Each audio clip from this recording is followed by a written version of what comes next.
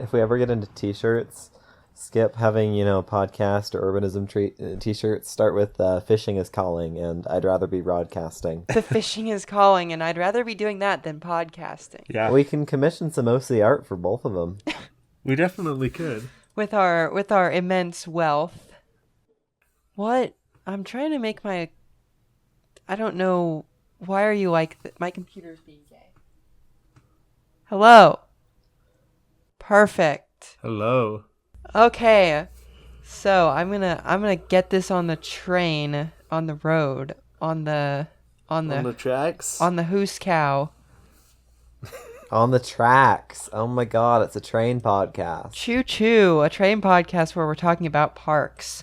Welcome to the internet, Whoa. live from a top secret unmanned aerial vehicle rapidly approaching your location.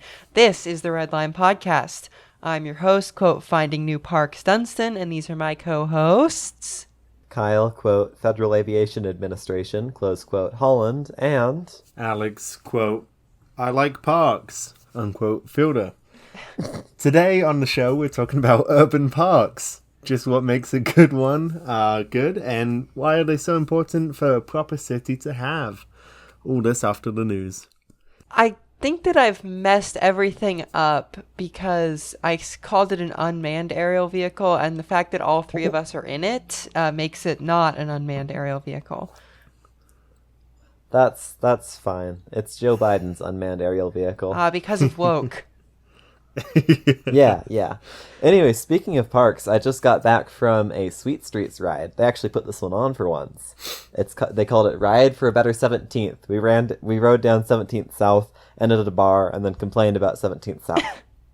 But we started at Wasatch Hollow, which is incidentally one of by far the better urban parks around Oh, I'm here. looking this up because I Have think either of you been there? Yeah, Wasatch Hollow's good. probably, but I want to make I sure. think you invited me to go there, Sophie. No, I don't think I did. Is No. This is Wasatch Wait. Hollow... Oh, God. I don't know. Fun fact, Wasatch Hollow is It's- not actually a park. It is privately owned. It's a nature preserve. Is This that the is- one behind the Presbyterian church? I No. think...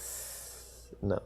Okay. I don't know which Oh, Presbyterian okay. church So you're no, talking about. this is actually a different park that is probably quite similar to the one I invited you to.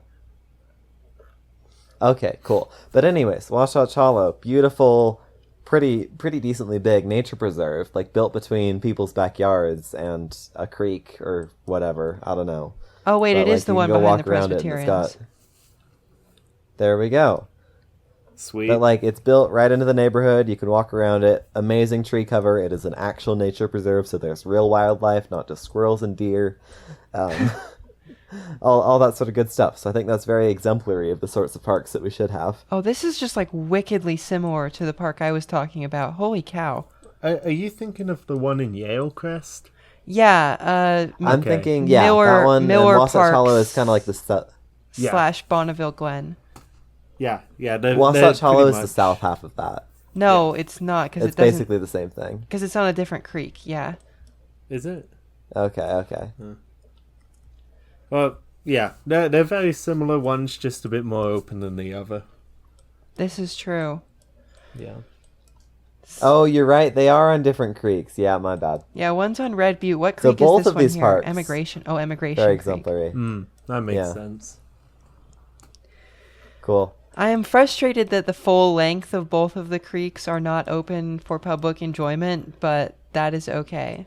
I know, right? Having there's, this sort like- of park along the entire length would be brilliant. Because there's like all these like rich NIMBY homeowners who get like an entire slice of the creek. Yeah. But it's not daylit anywhere else. I know. Which is a shame because we have a ton of water courses in this town and like none of them are ever above the surface. Especially the one that goes through Yalecrest goes and ends at the Liberty Park Pond. Like, that's a great connection. You could just daylight that all the way from Liberty Park all the way up to Sunnyside Park. And then bam. Park. Park. It's a park for your parks. One of the parks of all time. Yeah. I know. Oh, I it know does a go through section- Sunnyside Park. Oh, interesting. A section of the Emigration Creek that goes behind one of like the really old churches in Yale Crest. I don't know if either of you have been back there, but it's I have not. very peculiar. Wait, which I church would- is this? It's a LDS church, Oh, just west of that other park we were talking about.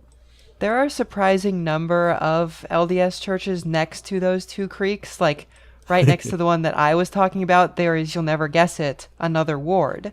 So I don't know what's going on there. Well, I'd imagine that would be a great place to settle down back in the day.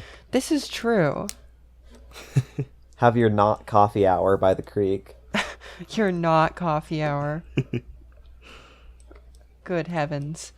Yeah, I'm Okay. gonna find that one church so you guys can go check it out. Oh, is this the Is it- Garden Park ward? Yeah. Ooh, maybe. Because that one's like the most famous LDS ward from an architectural standpoint. You know, it probably is then. It kind of looks English. I think it might be. Okay. Yeah, let's say it's that one for now. Okay.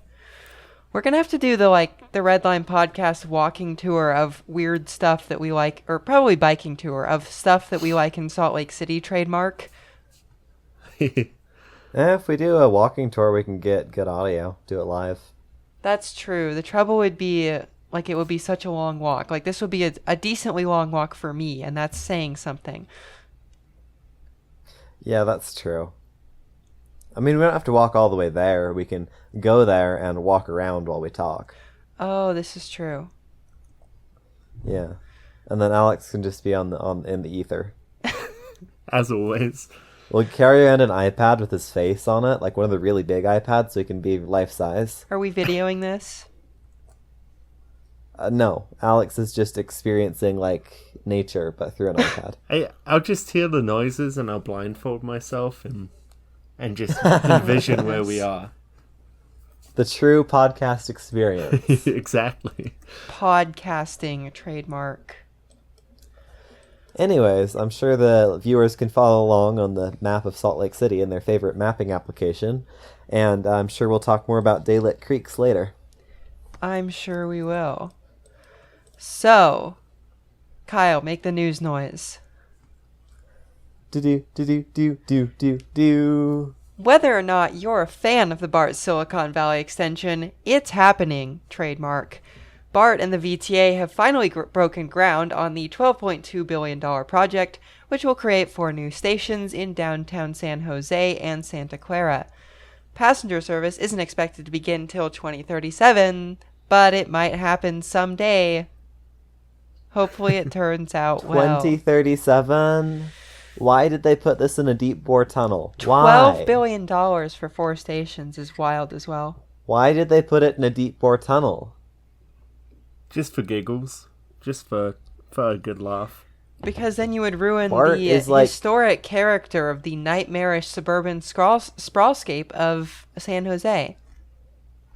As BART viaducts are currently ruining the character of everywhere else in the entire Bay Area. That's right. Like, the suburban sprawl of Richmond has been, significantly worsened by the fact that BART is above ground there. Definitely, for sure. And BART viaducts aren't some of like the best and lowest profile rail viaducts ever. Nope, they are not. They are woke. Oh, it's because of woke. That's why It's they're because spending of billions woke. of dollars That's on a tunnel. right. Sometimes I wonder if the tunnel is like a pure NIMBY thing, like I don't want to look at a train, and sometimes I wonder if it's people trying to drive up the cost of the project to get it completely canceled. Probably both. We may never know the true mix. So, this has been the news trademark. Do. Do. Whenever I do that, I like motion like I'm hitting you like a cymbal, Alex. I Yeah? just wanted you to know that. I feel it sometimes. A symbol. What is the symbolism of Alex? Tune in to the next NPR episode. So, urban parks, right? all things considered, a relatively speaking new phenomenon. Although there have always been green spaces in cities, they historically have been either A, reserved only for the very, very rich, or B, used for a utilitarian purpose. Plus, I suppose that makes sense because you hear about like the big famous parks like Central Park and the Common one in Boston, whatever that one's called, the Boston Common. I sound so stupid right now. I've literally been to that park. Anyways, but you hear about the big ones, but little parks here and there in every city are a relatively new phenomenon, which I would suspect peaked in like the 60s, 70s, concrete tower in a park era, and has been ebbing and flowing ever since. I don't know, park innovation kind of stopped after World War II because you sort of figured it out, but we'll get to that. A grass field with 5 trees. Well, that's a suburban invention. I didn't even include that in here because I don't think that suburban parks are like worthy of the dignity of being called urban parks. Probably not. Since no one uses them. Well, they're mostly just soccer practice fields with parking lot trees. Pretty much. Also, which great for the soccer, but yeah. Also, why would you need a park in a time when 99% of the world's cities were towns by today's standards? Like, in medieval London, you don't need a park because you can walk 5 minutes and be outside of the city. Right, you can go to the real outside, trademark. Yeah, you can go look at a farm or something.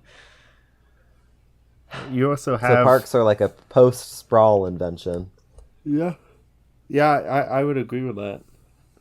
And suburban parks are not urban parks because they're sub. They're below. They're beneath below. the real parks. Right, just like the suburbs are below, cower in fear of cities. So we're off to a start on this episode. Yes, we are. That all changed in, of all places, Boston. So the Boston Common is now one of the country's most famous urban parks, but when it was purchased by the governor of Massachusetts in 1634, it was mostly used to graze livestock, right? It's a common. You would have this village green in every little town, and you would graze your cows there. Oh, like the one from the Tragedy of the Commons. Yes, actually, this is... that is where that comes from. Very good. This farming lore is pretty crazy. Yeah. As time went on, however, the common started to develop some recreational features, eventually becoming a full-fledged park. People still use it for grazing until the mid-1800s, though. So, imagine you're going to, like, Liberty Park and there's just a cow there. That's what was kind of going on in, like, the 1830s. Honestly, I kind of dig that. Yeah, I could definitely get behind that as well. Like... Yeah, I saw some people with 3 horses and 2 dogs on the Jordan River Trail the other day, and I feel like we could use more, like, entire animals in our green spaces, I saw a fox on the Jordan River Trail when I was riding with my friend to the Tracy Aviary. Dude, that's cool. It leapt across the trail right in front of us. It was very, like... Oh. It was cool. But that's entirely irrelevant. Elsewhere in the world, the necessity for public space was also becoming clear, and graveyards filled the burgeoning gap. Yes, you heard me right. Cemeteries were kind of the original urban parks. Like, you would go, like, when you read in, like, a book from the Victorian era about, like, some posh English family going to have a picnic, like, they're probably going to a cemetery. Is this why there are so many stories set in cemeteries? Because people used to just, like, go to them on purpose all the time? Yeah, I mean, it could be. I don't know. I have no data on that. I'm sure there's, like, an academic study written about it. But... That's, I don't know. I feel like we should use cemeteries more. Right. I don't know. It feels sad to me if you're, like, a dead body and you're laying there. Wouldn't you rather have, like, children laughing above your grave than, like, silence like we have in cemeteries now? Yeah. Yeah. not that I think that If we're I were all... dead and in a cemetery, I would like to be visited. I'd like and to not be just trampled ignored. on. Alex is like the opposite of the snake from the flag. He's like, do tread on me. Frolic on me, even. Yeah, That's put right. a seesaw on top of me. Yeah, that's what I want my tombstone to be, is a seesaw. Says, here lies redacted. That'd be so cool, because you know how people get, like, in memoriam benches? You could have that, but a seesaw, and it's on top of your actual buried remains. And then you I could mean- say, I'm going to play with Granddad today. Oh, that's a little creepy. Alex's grandchildren going to his grave and being like, I'm going to play with Granddad. Oh, and I think that the seesaw should be hooked to like a bike chain or something, so that whenever someone plays on my grave, right, like I literally roll in my grave, like there's a contraption down there that makes my coffin like spin. That's a terrible idea. Why?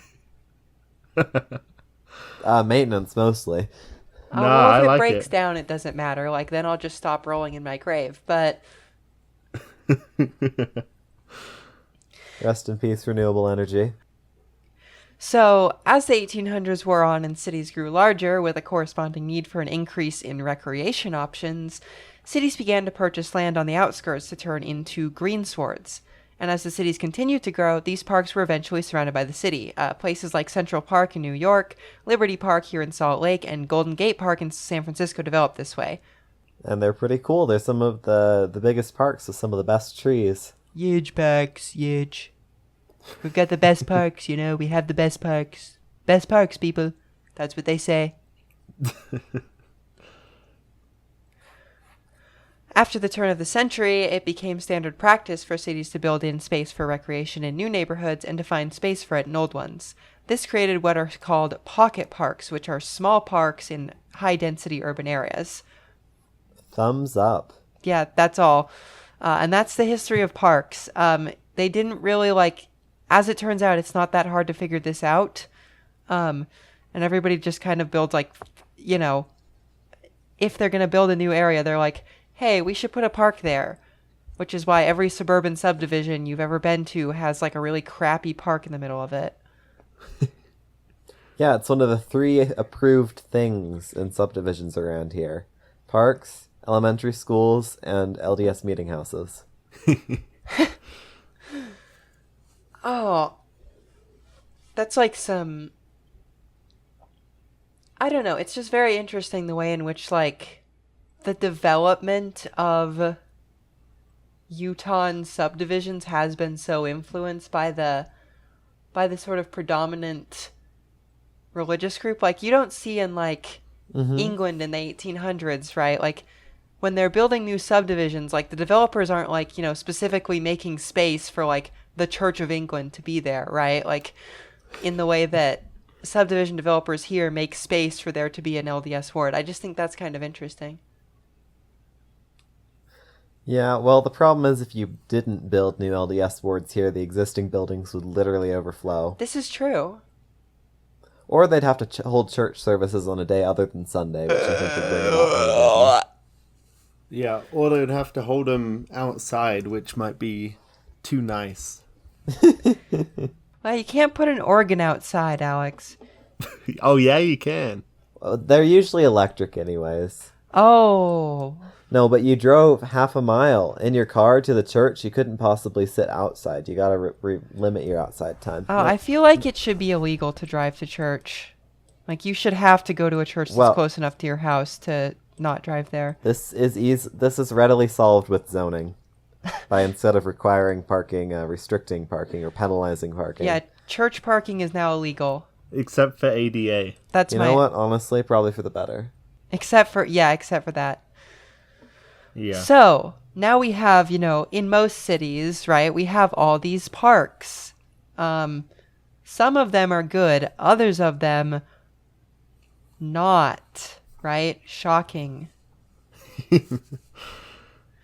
So, I'm going to run down a list of problems with current parks here, and then we can talk about it. So, number 1, broader social issues spill over into parks pretty much before they spill into anywhere else. That means if you have a lot of homelessness in your city, guess where people are going to live? If you have a lot of drug use in your city, guess where it's a good place to go meet up to buy and sell? If you have, and I put this in parentheses, crime in your city, parks are also an easy place to do that sort of thing. There's also inequities in access. Those who need parks the most often have the least access to them. Minority neighborhoods generally have 44% less park space than white neighborhoods. Oof. Yeah. I was going to say, to your first point, parks are one of the very few public spaces in cities which already have a limited supply of public spaces, where you're not only allowed to but expected to just Be there hang for out free. and just vibe. Yeah, like even on a public street, you're expected not to stay for more than a few minutes and then move on along. Parks, it's socially acceptable to stay there for hours, go lay in the grass, sit in a hammock, whatever. So obviously it's a preferred place for people who have nowhere else to go to hang out because they're not going to get in trouble immediately. This is So true. this not only speaks to social issues existing in insert city, like, major lack of housing, lack of social services, but also to lack of public space where you can just exist unbothered. Real. Problem number 3, cars. Even our nation's greatest pedestrian parks, places like Central Park, for example, have just excessive accommodations for cars. If you think about Liberty Park, there is just a massive loop of parking and driving. Which, mind you, would be a lot nicer as the busy walking and cycling and rollerblading or whatever and dog walking and strollering loop it is without the car parking part, because you don't run into all the crosswalk problems, you don't run into all the turn conflicts, and suddenly you have like 3 times the paved space available. Like they could take their little one-way loop that's like a little bit tense to pass groups of people just hanging out with while you're like on skates and turn it into like an absolute pedestrian dream. I will have to say, it used to be a lot worse when I was growing up, when you could drive around the entire thing. Oh, way Oh, they right, just before make they the made loop, it just yeah. the one way. Yeah, the way Did they people just limited circle and circle?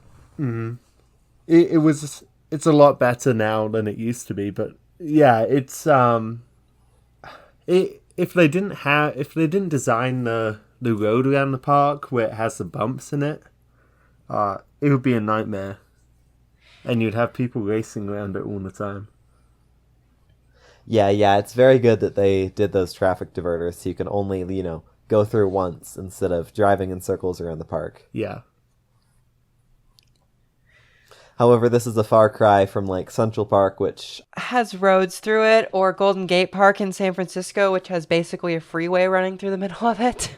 Same with Balboa Park in San Diego. Central Park's Yeah. like internal road network that's just for getting around the park. They banned cars. They fully pedestrianized that. Took them long enough. That's all I gotta say. Yeah, flipping Golden Gate Park. The cap they have there is super cool, though. I like the cap. It is a cool cap. Also, we have Liberty Park a lot one. of parks with what you would call too much unprogrammed space, i.e. windswept plazas or just grass trademark. Just grass trademark. This is funny because Pioneer Park actually used to be a pretty like symmetric square, and then the city was like, "Oh, let's put a big sports field in this. This will make it a more attractive park." So they chopped down a bunch of trees, did some new sidewalks, and now it has a field. And average suburban park, big grass field. Even some of the other Salt Lake City parks. Sugar House Park is the one he's talking about, guys. Oh yeah. Cough, cough. Cough, cough. So we should bring back grazing then. Oh, in Sugar House Park, Yeah. definitely. I'd be down. I'd be very happy. Yeah, like unbroken open space is an important piece of any big park, just so you can have your soccer match or whatever, or host an outdoor concert, But it or shouldn't whatever. be the whole But thing. it should not be the primary focus. Yeah, it should just be like a corner of the park. because it's very unsuited to just lollygagging and hanging about.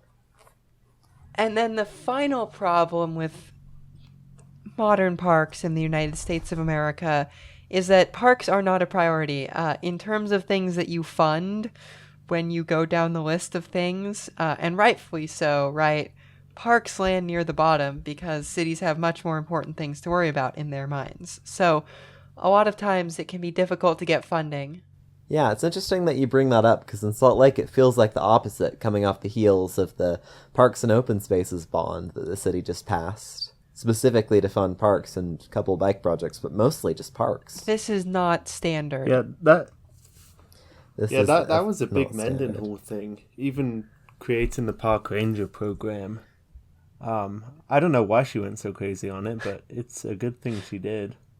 Yeah, I'm glad we're doing our best to have good parks. But yeah, that it should be noted that this is not standard in all cities. There are a lot of cities with just really, really bad parks, almost universally. Yeah, and I understand Salt Lake is a bit unique in its incorporation of green space into the urban environment. A lot of this is an artifact of how bloody wide our streets are.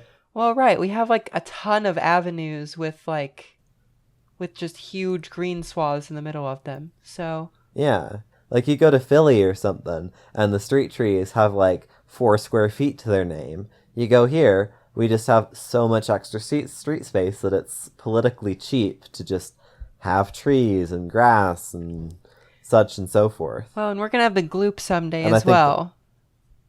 Ooh, long live the gloop. Yeah, and I think that's kind of snowballed into like an overall commitment to parks and green space. Correct. So these things bad, right? You don't want bad parks because parks are an essential urban amenity because people don't have backyards all the time and need places to go be outside. Not that, suburbanites use their backyards, but that's a whole nother conversation. So Yeah, even the people who do have their like third of an acre or whatever would often like to have a common space to meet up with other humans. Have a shocking. space to play something big like frisbee. Have more space for their dog to run around. Have access to actual amenities like playgrounds and picnic tables. Reaction. So that leads us to the question of how do you design a good park? Alex, why don't you That's run a down great question. the good park checklist I have put here? I certainly can. So, designing a good park, design it for multiple users. Children, teens, and adults should all have space to exist in the park. And every park should have a playground. Pretty much, without exception, right? Like, primary user of parks is generally children with families, so like every large park should have a playground, in my opinion. Oh, certainly. And preferably one that has had a little bit of thought and effort put into it. And is not just A lot of crap. Yeah, a lot of small parks and suburban parks especially have a tendency to just have like tiny, boring playgrounds that are the same as every other tiny, boring Right, playground. like we have one thing with like a really tiny climbing wall, a set of stairs, and a slide, and then a swing set, and that's like, wow, what a great park. Yeah, no, Yeah, don't. I think we should have more like European style parks where you can I don't want to say you can hurt yourself at the park, but No. it's a bit more interesting and challenging. No, you're right though. Than the hand-holdy park playgrounds we have most everywhere. Because like in the park that my grandparents live across from in Great Falls, throughout my childhood there was like one of these those like old wooden things with like a whole bunch of metal and like wood, and they were like a castle almost. There was a whole bunch of weird stuff to climb on and a whole bunch of places to hurt yourself. Yeah. Like, I don't know. I feel like in terms of children developing like good spatial awareness and having an interesting place to play, I feel like that's much better than what they replaced it with, which is basically like a fancy staircase with a slide. Yeah. Yeah, pretty much. I know. I don't want to say park like playgrounds are too safe, but even if we want to keep the safer playgrounds, we should have something a bit more challenging for Yeah, either you kids could- that are more adventurous or kids that are growing up. Yeah, you could probably build like a more interesting and more challenging playground that's like just as safe by whatever metric. But the problem is Yeah. most parks don't even try. They don't even embrace anything experimental. They rarely even embrace doing a conventional playground on a large scale. Yeah. Like, try something different. Try something that a different playground isn't doing. And There should be like specific draws to come to this park. And moving on from playgrounds, it's also very important to have space for teenagers, because what that space looks like can be very different than for either adults or for kids, right? Like, I've seen some very interesting research on like spaces for teen girls, especially who need certain things to be able to feel comfortable and safe in a park environment, and like including sort of programmed space for teenagers and young adults, etc., etc., etc., is very important. I was gonna say, as a former teenager, what do you do in a park? You don't. 'Cause, like, I You feel don't like go to a park. the only thing I ever did at that age was like play football or whatever. Like the Yeah, I only ever went to parks at night as a teenager, or Oh, those yeah. nature parks where it's kind of spooky. So we would only go to the park if we wanted to like just sit and talk, and then you just sit on the swings, and that was like the only thing. So yeah, needs Yep. good space for teenagers. and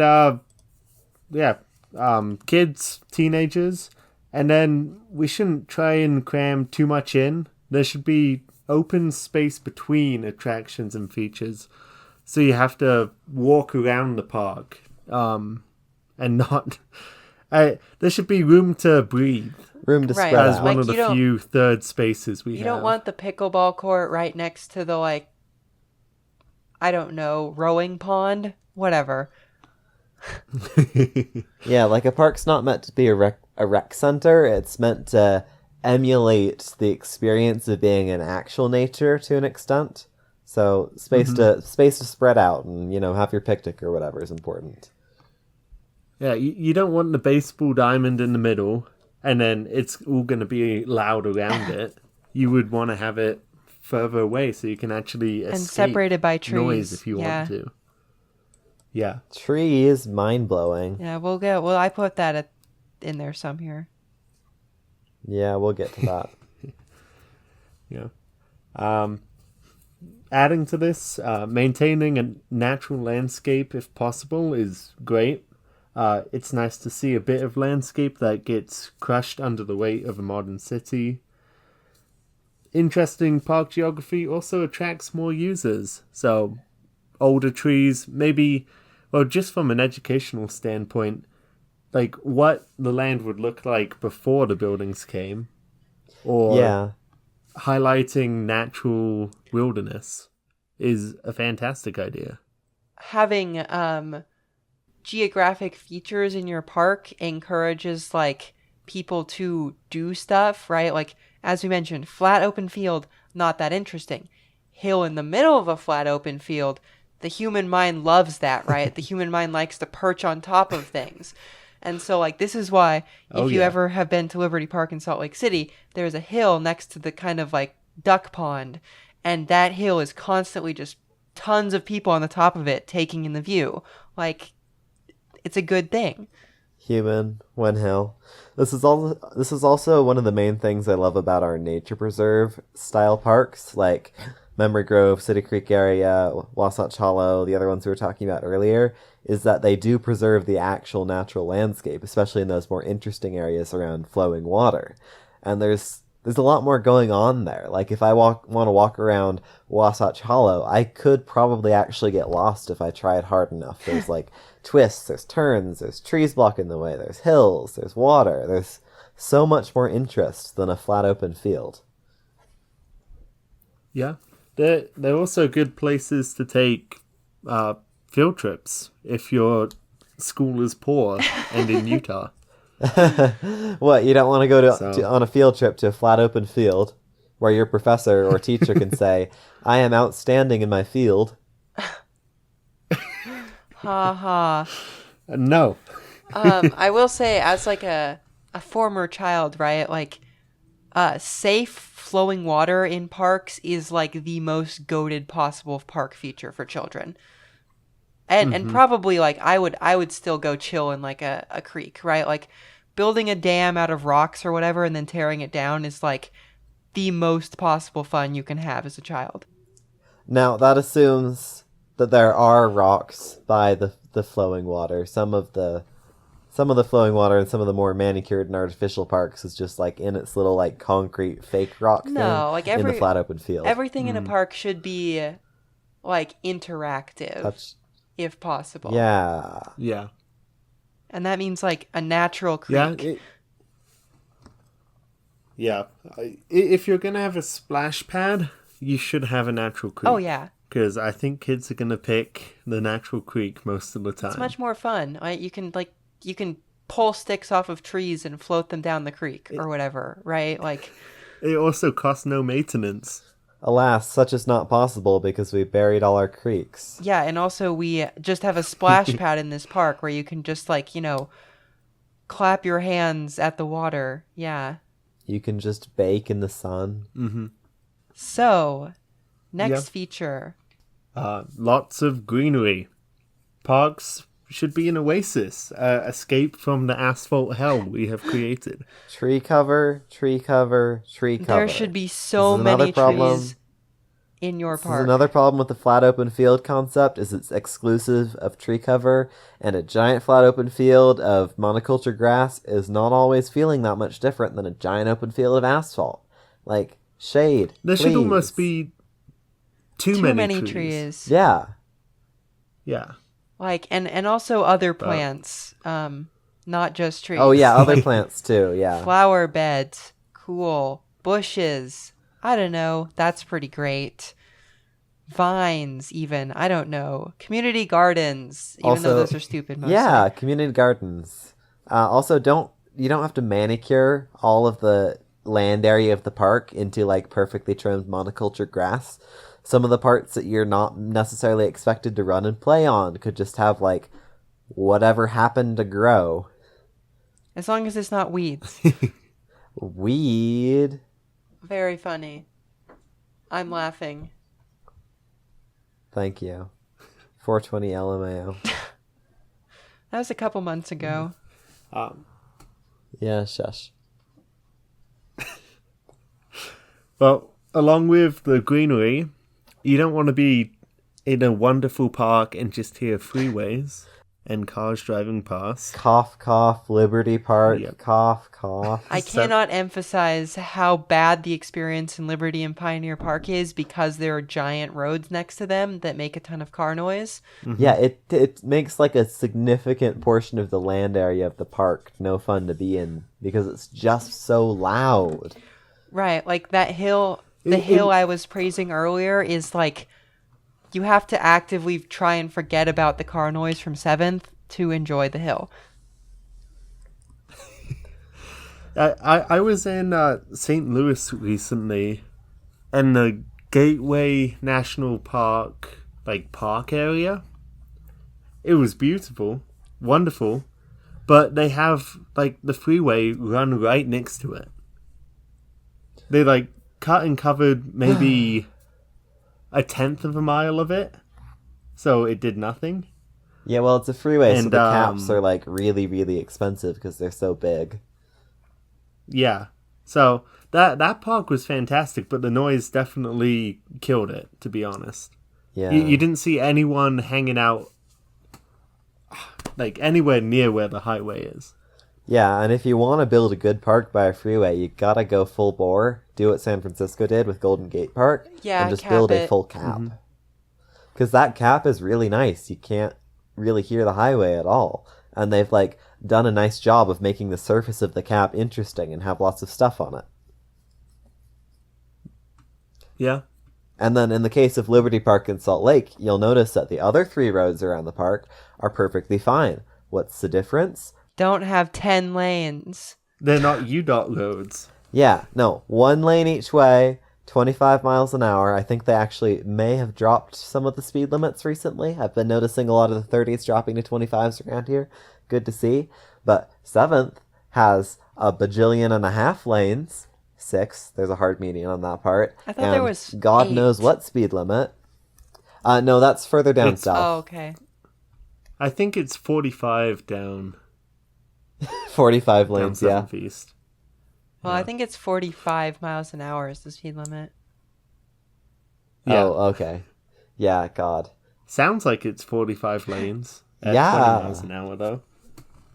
No, the lanes and the high speed limits mean that there is going to be a lot of noise. Yeah, which is terrible. One thing Utah parks are really good at, and this should be implemented everywhere, is active uses like farmers markets, food trucks, or even cafes. Zoos, They're fantastic. An Aviaries. aviary, aviary, cough. Yeah.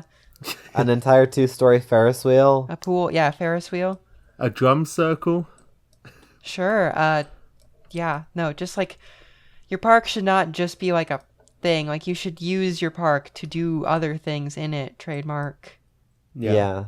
This is one thing I do not like about Logan, is they hold the farmers market in a parking lot. That's so lame. Ogden does that too, except it's the middle of the street. Are but- there any like good parks in Logan? There's a really good park near where I live. Well, there's 2 really good parks, and they're coincidentally, I think, the 2 oldest parks. But really close to where they have the farmers market is the Tabernacle Square, which is a whole block around the Tabernacle.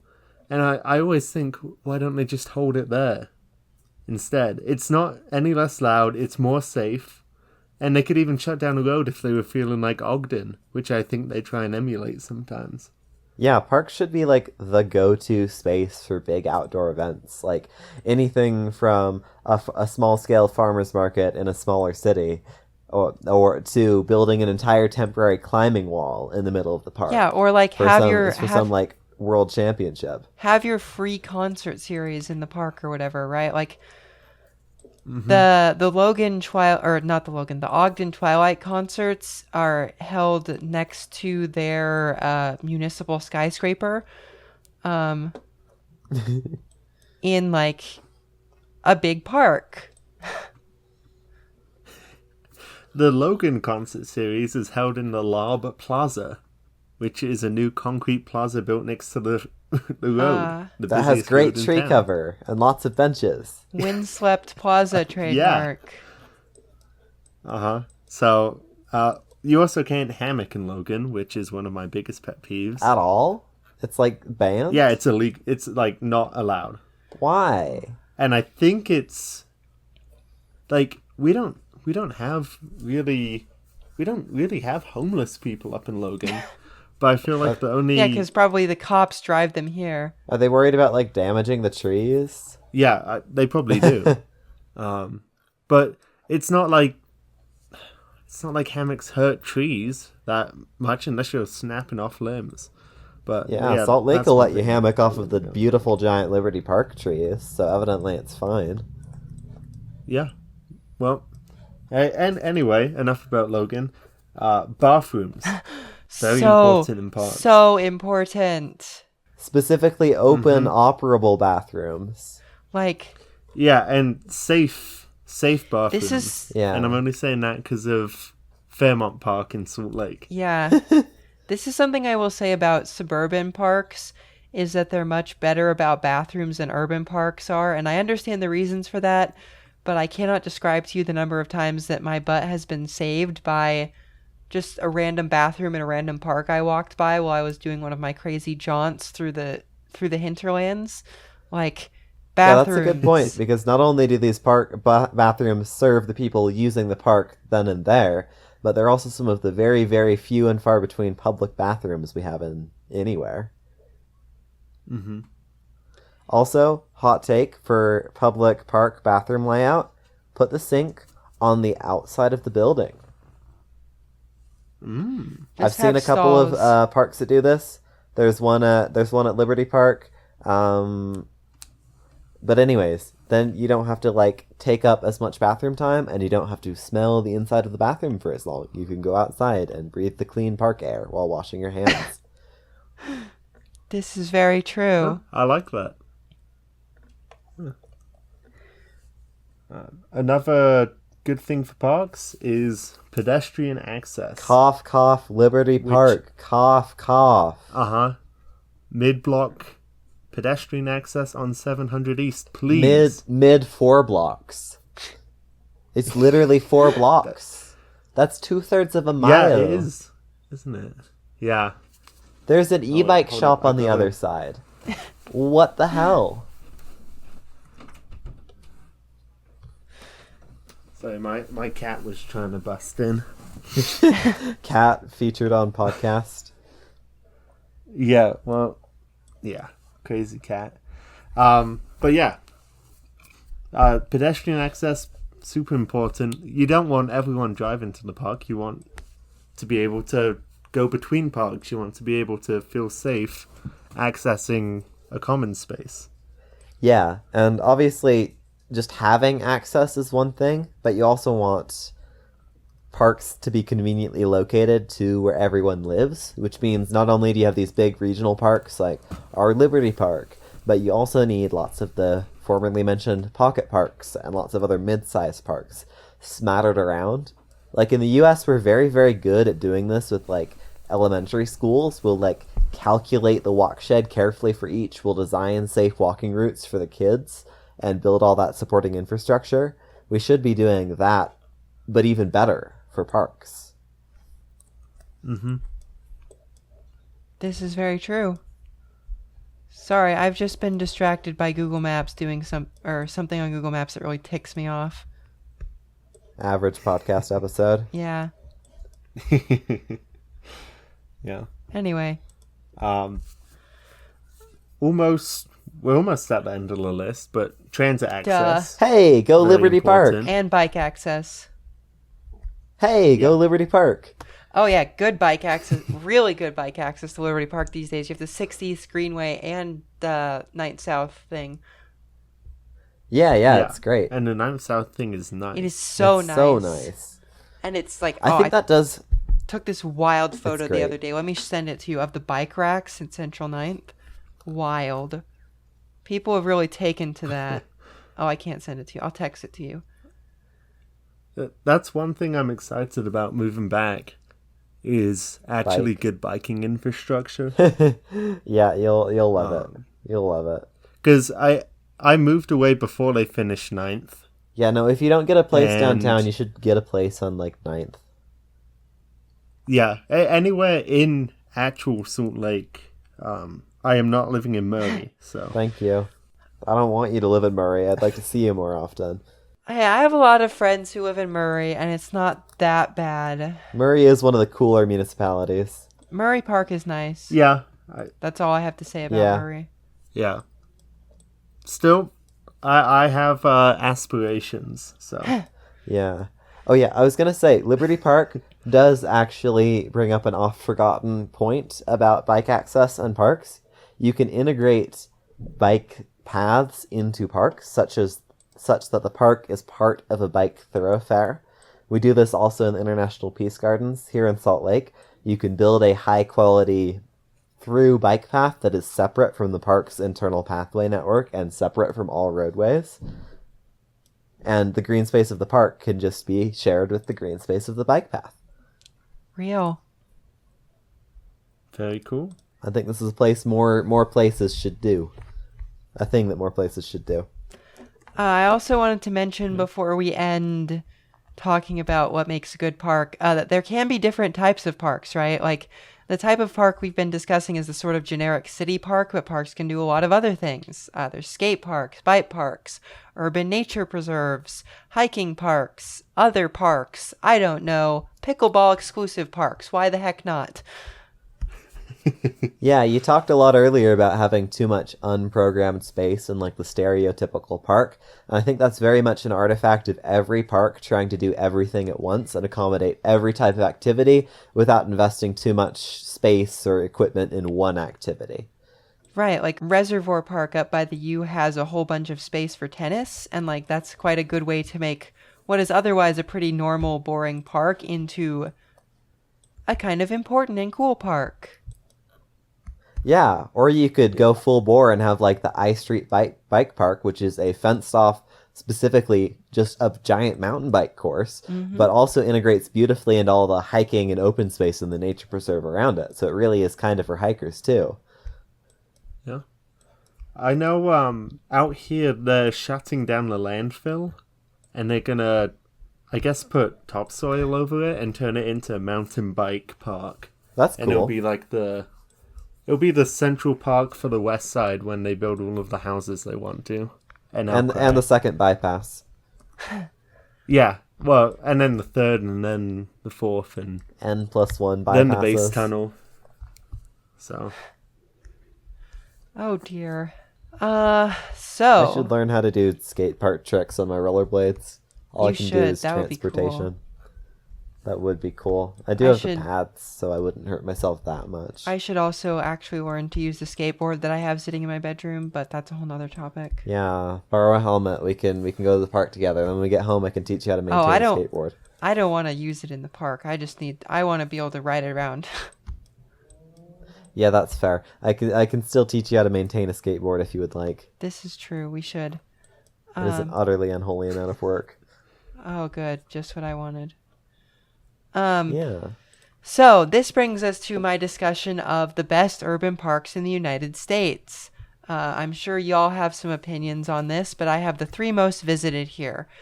These are Central Park in New York City, shockingly, Lincoln Park in Chicago, which is one of the big lakeside parks, and surprisingly, at number 3, Mission Bay Park, San Diego. Yeah, I was going to say the first 2 are kind of unsurprising because they come from huge metro areas that are going to have really big parks somehow or other.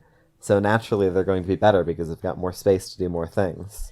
And I mean, it could be because Mission Bay Park has SeaWorld in it, but I think that might be it. Yeah, that might be it. so Put, I don't know. Put takes on SeaWorld in the comments. I It guess boosts engagement. the moral of this is exploit orcas.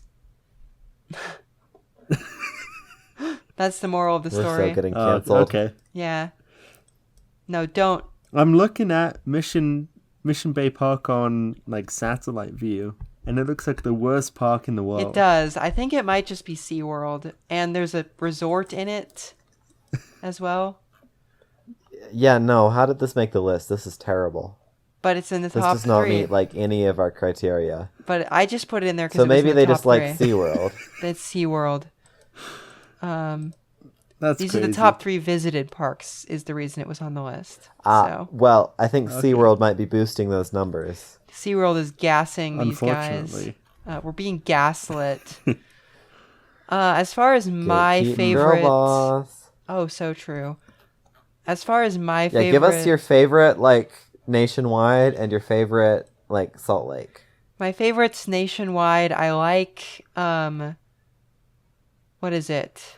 Washington Park in Portland I quite enjoy. It's more of a hiking park, which I think is cool, but it also has a zoo and there's like some flower things and a museum, and it used to be a railway, not anymore. I also like... Railway's underground now. This is true. No, there's like a park railway, Kyle. Oh, that's hilarious. Yeah. Liberty Park Railway when? Yeah, totally. And then locally, I gotta say, Liberty Park is the GOAT, but there are a lot of Sure. good, like, tiny little parks that are a great great spot to stop on a walk or whatever that I quite enjoy. So, and I've heard in St. Louis good things about, I want to say, Forest Park. That's the big one. Yeah. Yeah, Forest Park. That's the one I was going to bring up because I was there recently. And that is a really good park. It's big. It has a lot of golf in it, though. Yeah, it's huge. Yeah, it has the St. Louis Zoo though, which is fantastic. Huh. But I was gonna say Liberty Park is great. Best park in Salt Lake is Memory Grove. This is true. I agree. I was just about to say that one, and the whole City Creek Canyon area is my favorite. Yeah, well, we sort of Because have a it's cheap like- Yeah. pass in the fact that, like, the city owns, like, 2 or 3 mountains, which are parks. Yeah, well, based. It's also our water supply, so probably for the better. Mm-hmm. Yeah, no, but like this is it's both a very nice and very expansive nature preserve, and it's also been very well developed, so there's a lot of high quality trails, both paved ones, unpaved walking, mountain biking, everything, plus paved bike only access. Yeah, Like really well, the mix of everything you could dream of from both a nature preserve and a fully developed park. well, and I should say, like, Kyle and I have been camping in Salt Lake City, and it's, like, 10 miles of walking from our house, so it's kind of wild how much open space there is in this town. We're very fortunate being based against the mountains Ha ha. and having better foresight than Beverly Hills. Oh, so true. Any closing thoughts on parks, everybody? Linear parks. For example, the Jordan River. Oh, yes, very good. Do more of that. Yeah, doesn't necessarily need to fill the same purpose as a park in terms of like having actual, stuff to do. Should definitely be more of a combination nature preserve and transportation corridor. Like, take every flowing water, daylight it, and build like an actual, or leave an actual healthy floodplain habitat along it, and just go from there. Real. Yeah. I'll say we need more like education nature parks, specifically for education. Yeah, I'd be And interested in then- more stuff like that that's like free and easily accessible. Like is the Yeah. aviary free? No. No, it's Thought so. expensive as beep. I was gonna say, because I always see that when I'm at Liberty Park, and I'm like, wow, we should go. That definitely costs a lot of money and is going to be like a very like tense trip, going to see all the attractions as quickly as possible. I think it's about $23 to get in. Holy So- cow. That explains why I've never I mean, been. I'm I sure used it's to work expensive. there. I'm sure it's quite expensive to run, but that's a pretty prohibitive ticket price. Yeah. As much as I love the Hogle Zoo, I wish the aviary was still in the zoo. Really, it used to be on the zoo plot. Oh, it used to be the zoo. The zoo used to be where the aviary is. Oh, is that why they have the little like carnival attractions? I think so, yeah. And then That's funny. I think an elephant got out, or some animal broke out. Frankly, they deserve that for keeping an elephant or some other large animal in such a small space. They kept some weird stuff in that zoo. I would suggest you look into it because it's very interesting. Alex bringing out his local knowledge once again. Yep. All right. Well, in that case, please remember to like, comment, and subscribe, and to follow and leave us a rating on iTunes and / or Spotify. If you like what we do here, please consider becoming a member on Patreon. Patrons receive early access to all of our regular content, as well as exclusive content and occasional merch drops. Speaking of patrons, at Central Park tier, we have Zach Adams, $69.69 per month. At whatever the one in Chicago was tier, we have Generic GT, $25 a month. At Liberty Park tier, $10 a month, we have Curtis Herring, Devin Zander, Isaac Madsen, McKay Ransom, Mike Christensen, Phobos2390, and Tony Stunts. At Willow Park Logan tier, $5 a month, we have Brian Smith, Christopher Whaley, DJ Hi, Will. Hi, Will. Watkins, thanks, Elijah Kensler, G4, Jacob Whitecotton, Jesse Mayo, Reluctant LA Resident, and Robert P. Walsh. At $3 a month tier, Boston Common tier, because we haven't used that one yet and it's cool. We have Alex Dykelski, Alice MYOB, Ben Busath, Bradley Bondi, Ethan McDonald, Evelyn, Gravin Grotegut, Gonza12, Jack McCoskey, Martine Hecker Martinez, Matt Gray, Oliver, Sam Myers, Sky Lukowski, and Zach Verstaat. And at Jordan River Trail tier, because it's a green line, get it? We have Benjamin Wood, Joshua S. Horvath, and Kapil. Thanks for listening. Wow. Go to your local park. Yeah. This has been the Park Podcast. Different podcast every day. The train podcast that never talks about trains. Well, you can't have trains and no parks, and you can't have parks and no trains in a functioning city. You can have parks. You can have trains and no parks, and you can have parks and no trains. I would point to Maybe you shouldn't. As an example of trains but no parks is like, I don't know. Tokyo has parks, I guess. Never mind. You can have parks but no trains, though. Cancel. Parks. Maybe you shouldn't, though. Logan. True.